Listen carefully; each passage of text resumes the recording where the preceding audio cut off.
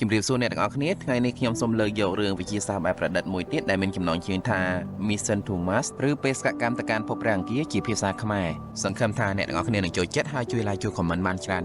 ជាពិសេសសម្រាប់អ្នកថ្មីសូមកុំភ្លេចជួយ subscribe ដើម្បីផ្ដល់ជាកម្លាំងចិត្តដល់ខ្ញុំផងបាទសូមអរគុណរឿងនេះគឺចាប់ផ្ដើមនៅពេលដែលអង្គការ NASA មានលទ្ធភាពបញ្ជូនមនុស្សទៅកាន់ភព Mars ជាលើកដំបូងហើយមិត្តភ័ក្តិបងប្អូនក្រុមគ្រួសាររបស់អ្នកអវកាសដែលត្រូវចេញទៅបំពេញបេសកកម្មនៅថ្ងៃខាងមុខបានរៀបចំកម្មវិធីជប់លៀងលាគ្នាមួយនៅផ្ទះរបស់អ្នកអវកាសម្នាក់ឈ្មោះ Luke Graham កម្មវិធីជប់លៀងនោះមានសភាពអធិកអធមហើយនិងសប្បាយរីករាយខ្លាំងណាស់ហើយនៅក្នុងចំណោមពួកគេក៏មានអ្នកអវកាសម្នាក់ឈ្មោះ Jim ដែលជាមិត្តភ័ក្តិរបស់ Luke តាមពិតបេសកកម្មលើកនេះគឺ Jim ជាអ្នកត្រូវទៅទេក៏ប៉ុន្តែចៃដន្យប្រពន្ធរបស់ Jim ទើបតែស្លាប់ហើយប្រធានរបស់គាត់ខ្លាចប៉ះពាល់ដល់អស្តិអារម្មណ៍របស់ Jim ទើបឲ្យ Luke ទៅជំនួសមួយឆ្នាំក្រោយមកក្រុមរបស់ Luke បានធ្វើដំណើរទៅដល់ភព Mars ហើយកំពុងតែស្រាវជ្រាវរកមើលលក្ខខណ្ឌដែលអាចអនុញ្ញាតឲ្យមនុស្សរស់នៅលើភព Mars បានមានថ្ងៃមួយក្រុមរបស់ Luke បានឃើញពន្លឺសចម្លែកមួយជះផ្លាតចេញពីកំពូលភ្នំមួយដែលនៅចម្ងាយប្រហែលជា20គីឡូម៉ែត្រពីពួកគេហើយពួកគេក៏បានធ្វើដំណើរទៅកាន់ទីនោះដើម្បីមើលឲ្យជិតពេលទៅដល់ពួកគេបានឮសំឡេងយ៉ាងចម្លែកហើយនៅលើកំពូលភ្នំនោះមានរបស់ចម្លែកម្យ៉ាងដែលមើលទៅដូចមិនមែនកើតមកពីធម្មជាតិទេគឺមាននរណាម្នាក់សាងសង់ឬក៏ផលិតវាឡើងមកតបមកនៅពេលដែលពួកគេកំពុងតែ scan មើ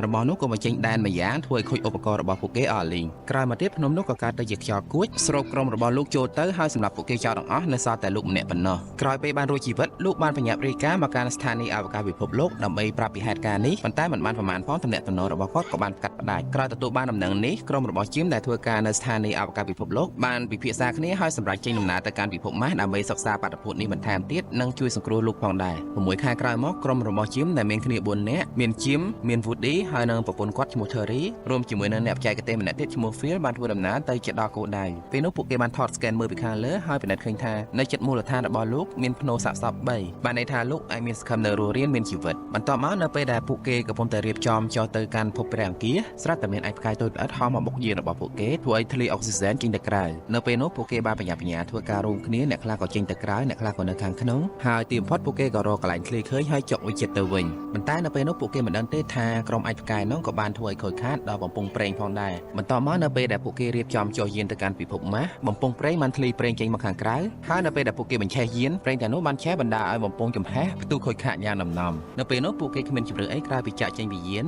ដោយសង្ឃឹមថាពួកគេនឹងតាមទាន់យានដឹកសម្ភារៈប្រើប្រាស់ហើយឡើងជិះយាននោះជំនួសវិញបានមួយសន្ទុះក្រោយមកពួកគេបានឃើញយានដឹកសម្ភារៈប្រើប្រាស់កំពុងតែហោះនៅខាងក្រោមពួកគេមិនឆ្ងាយប៉ុន្មានទេប៉ុន្តែវាហោះក្នុងល្បឿនលឿនជាងពួកគេបើពួកគេមិនបញ្ញាប់តាមមិនទាន់វាទេវានឹងហោះចោលពួកគេហើយពេលនោះ Woody បានស្ម័គ្រចិត្តប្រើហ្គាសទាំងអស់ដែលនៅក្នុងអាវរបស់គាត់ហោះទាញខ្សែដេញតាមយានមួយនោះហើយនៅពេលដែលតាមទាន់គាត់បានប្រើទំពក់នៅចុងខ្សែទំពក់យាននោះជាប់បានសម្រេចប៉ុន្តែដោយសារតែគាត់តមិនជាប់ធ្វើឲ្យខ្លួនរបស់គាត់ត្រូវអណ្ដែតទៅក្នុងលំហអវកាសមិនអាចត្រឡប់មកវិញបានទេពេលឃើញចឹងក្រុមរបស់ Jim ដែលពេលនេះបានតោងខ្សែមកដល់យានដឹកសម្ភារៈប្រើប្រាស់ហើយចង់ហោះទៅតាមជួយ Woody ណាស់តែហ្គាសនៅក្នុងអាវអវកាសរបស់ពួកគេអត់គ្រប់គ្រាន់ព្រោះ Woody បានរសាត់ទៅឆ្ងាយពេកហើយទោះបីយ៉ាងនេះក៏ដោយ Terry ដែលជាប្រពន្ធរបស់ Woody មិនអាចឈរអោបដៃមើលប្តីស្លាប់បានទេក៏បន្ថយហោះតាមទៅជួយគាត់វាជារឿងធម្មតាទេដែលប្តីប្រពន្ធស្រឡាញ់គ្នាត្រូវធ្វើបែបនេះប៉ុន្តែហោះបានតែពាក់កណ្ដាលផ្លូវហ្គាសនៅក្នុងអាវរបស់នាងសល់តែ 50% តែប៉ុណ្ណោះបានន័យថាបើសិនជានាងនៅតែបន្តទៅទៀតគឺនាងក៏មិនអាចត្រឡប់មកវិញបានដែរនៅពេលនោះ Terry បាននឹកឃើញប្រើខ្សែទំពក់បាញ់ទៅកាន់ Woody ហើយនៅពេលដែលវាទៅជិតដល់សល់តែបន្តិចទៀតស្រាប់តែអស់ខ្សែពិតជាសយចំកន្ទុំរួយហើ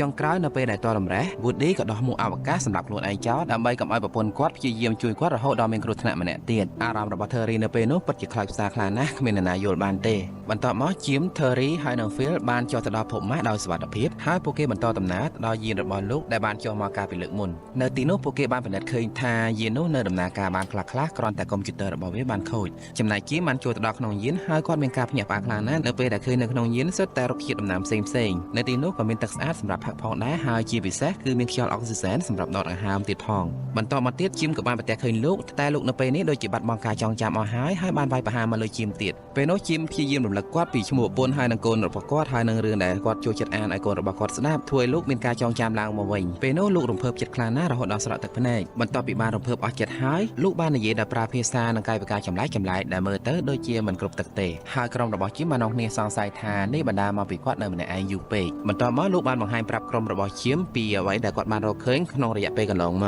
កគាត់បានប្រាប់ថាអាភ្នំដែលបានស្រូបសម្រាប់ក្រុមរបស់ពួកគាត់ទាំងអស់ហ្នឹងតាមពិតវាមានរូបរាងដូចមុខមនុស្សអញ្ចឹងហើយអាសម្លេងចម្លែកដែលពួកគេបានឮហ្នឹងបើ តាមការវិភាគរបស់គាត់វាផ្គុំបានទៅជារូបរាងដូចជា DNA របស់មនុស្សអញ្ចឹងពិតជាចម្លែកខ្លាំងណាស់បន្ទាប់មកនៅពេលដែលពួកគេកំពុងតែរៀបចំជួសជុលយានជីមដែលជាមនុស្សឆ្លាតជាងគេបានចាប់អារម្មណ៍ថារូបរាង DNA ដែលពួកគេបានឃើញនៅក្នុងកុំព្យូទ័រមុនហ្នឹងដូចជានៅមានចន្លោះប្រហោងបន្ទាប់មកពួកគេបានបំពេញចន្លោះប្រហោងទាំងនោះនៅក្នុងកុំព្យូទ័រហើយប្រែក្លាយវាឲ្យទៅជាទម្រង់សម្លេងវិញរួចបានបញ្ជូន roller របស់ពួកគេទៅកាន់ភ្នំមុខមនុស្សនោះដើម្បីផ្ញើ signal ត្រឡប់ទៅវិញបន្តិចក្រោយមកពួកគេបានឃើញភ្នំមុខមនុស្សនោះមានពន្លឺចម្លែកម្យ៉ាងដូចជាមាននរណាម្នាក់បានបើកទ្វារចាំទទួលពួកគេពេលហ្នឹងជីមបានចាត់ចែងឲ្យ Phil នៅចាំជួសជុលយានចំណែកអ្នកផ្សេងទៀតធ្វើដំណើរជាមួយគាត់ទៅកាន់ភ្នំមួយនោះពេលពួកគេដើរចូលទៅដល់ខាងក្នុងទ្វារក៏បិទវិញក្រឹបធ្វើឲ្យពួកគេដាច់ទំនាក់ទំនងជាមួយនឹង Phil ដែលនៅខាងក្រៅនៅខាងក្នុងនោះជីមចាប់អារម្មណ៍ឃើញថាសម្ពាធបរិយាកាសនៅទីនោះគឺដូចនឹងផែនដីអញ្ចឹងបានន័យថាពួកគេអាចដោះមួកសុវត្ថិភាពចេញបានបន្ទាប់មកពួកគេចាប់អារម្មណ៍ឃើញថាមានបន្ទប់មួយបានបើកទ្វារឡើងហើយនៅពេលដែលពួកគេឈានជើងចូលដល់បន្ទប់នោះភ្លាមពួកគេក៏បានឃើញប្រព័ន្ធព្រះអាទិត្យជារូបភាព hologram យ៉ាងច្បាស់ត្រជាក់ភ្នែក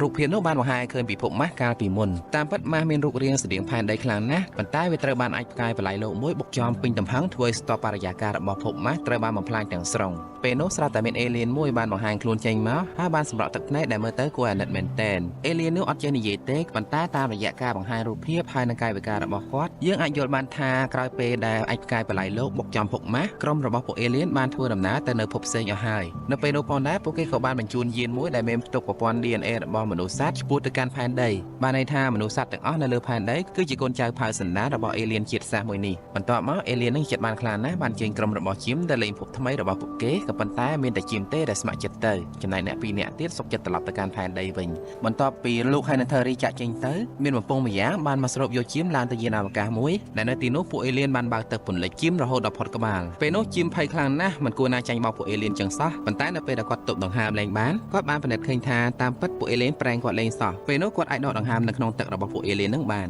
កន្លែងទៅមើល Terry លោកហើយនិង Phil វិញនៅពេលដែលពួកគេកំពុងតែធ្វើដំណើរត្រឡប់ទៅកាន់ផែនដីវិញពួកគេបានឃើញយានអវកាសរបស់ជីមបានហោះឡើងលូនស្ទុយឆ្ពោះទៅកាន់កាឡាក់ស៊ីថ្មីមួយសូមអរគុណអ្នកទាំងអស់គ្នាដែលបានតាមដានទស្សនារឿងនេះជាមួយនឹងខ្ញុំសង្ឃឹមថាអ្នកទាំងអស់គ្នានឹងចូលចិត្តហើយជួយ like ជួយ comment បានច្រើន